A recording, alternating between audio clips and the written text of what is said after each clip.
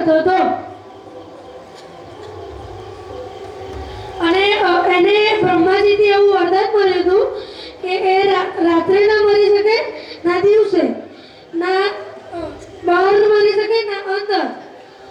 ના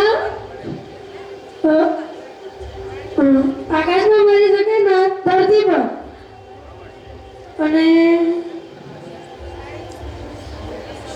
ના પ્રાણી મરી શકે ને ના માણસ અને